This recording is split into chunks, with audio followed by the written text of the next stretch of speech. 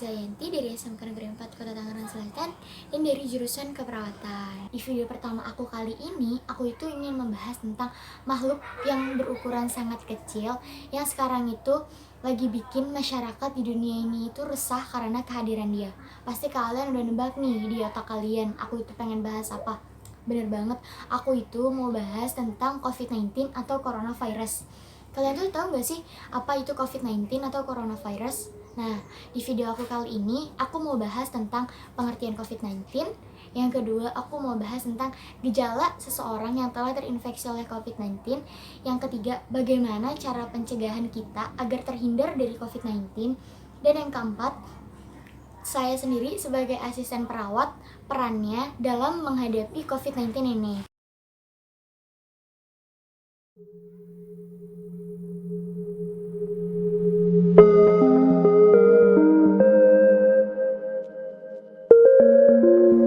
Di sini, aku mau membahas tentang pengertian COVID-19 terlebih dahulu.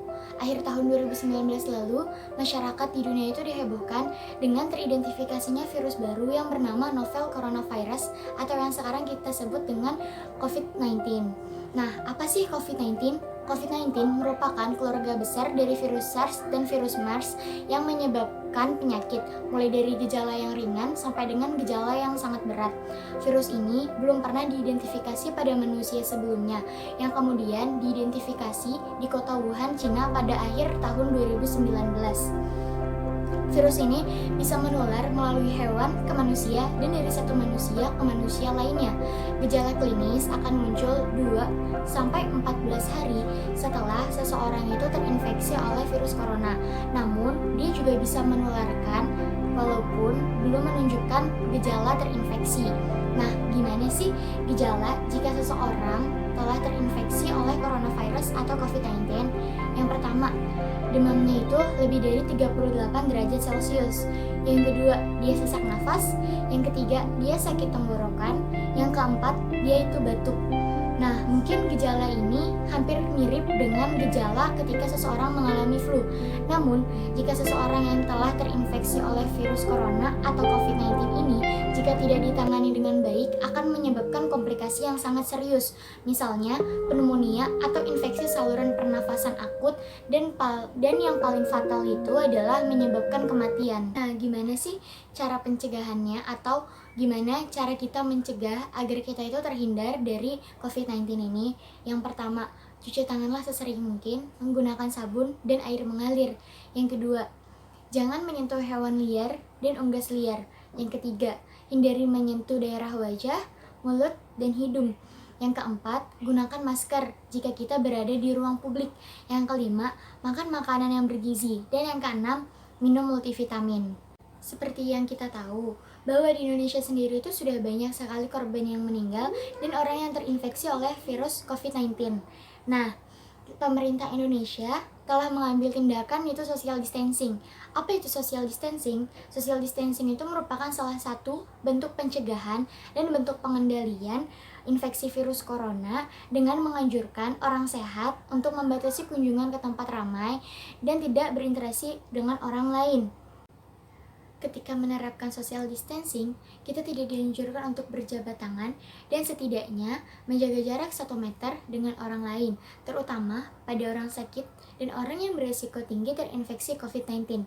Beberapa contoh penerapan social distancing yang umum dilakukan, yang pertama ada bekerja dari rumah atau work from home.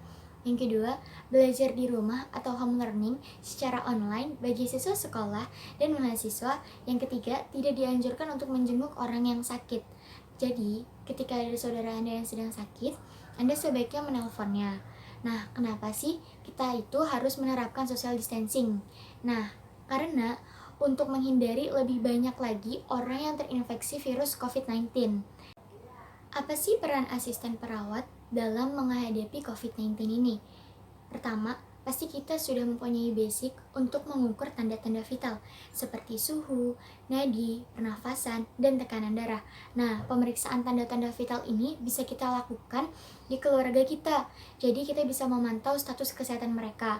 Yang kedua, kita bisa mengedukasi banyak orang melalui sosial media tentang bahaya virus corona.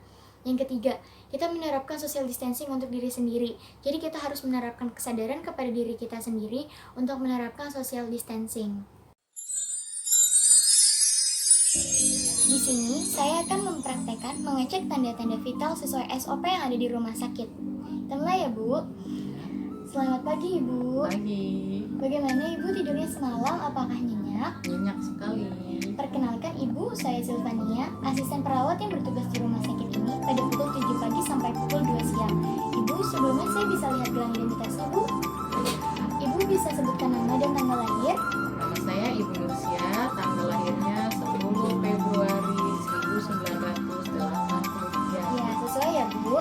Tujuan saya ke sini, saya ingin mengecek tanda-tanda vital Ibu, meliputi suhu, nadi, pernafasan, dan tekanan darah. Waktunya kurang lebih 10-15 menit ya, Bu. Apakah Ibu bersedia? Bersedia. Apakah ada kegiatan lain yang ingin Ibu lakukan? Tidak. Oke, baik, saya mulai ya, Bu. Ya.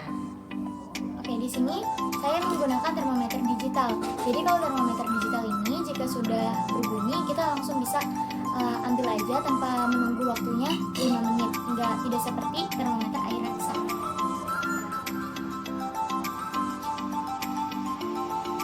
Masukkan ya, Bu, ke Ibu. Nah, tangannya bisa kayak gini, Bu.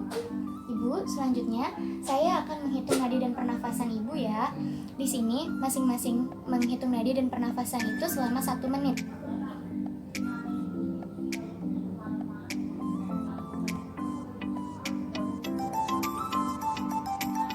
Ibu, selanjutnya saya akan mengukur tekanan darah Ibu. Selama saya memasang mansetnya, jika Ibu merasa sakit, Ibu bisa tarik nafas ya, Bu.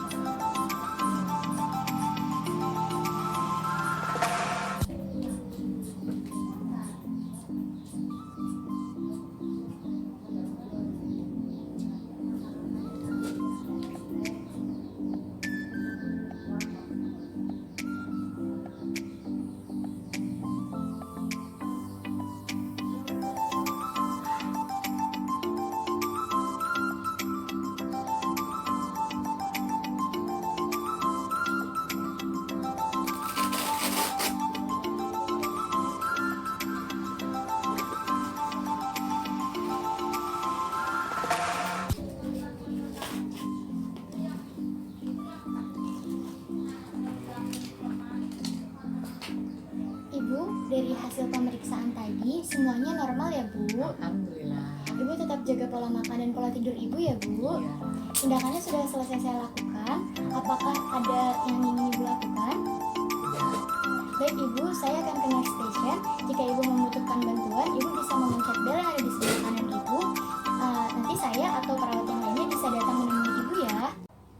Di video ini juga saya akan mempraktikkan bagaimana caranya mencuci tangan dan etika batuk.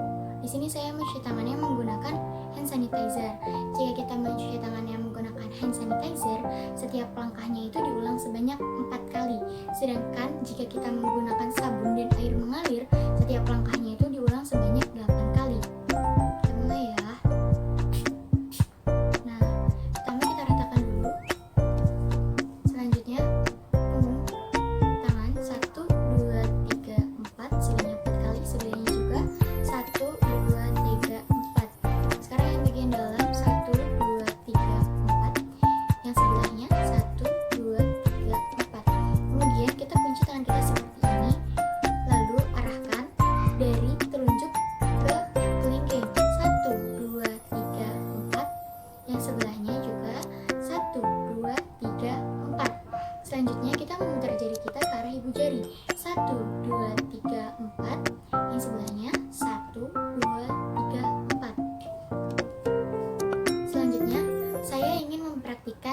ketika kita batuk atau etika batuk.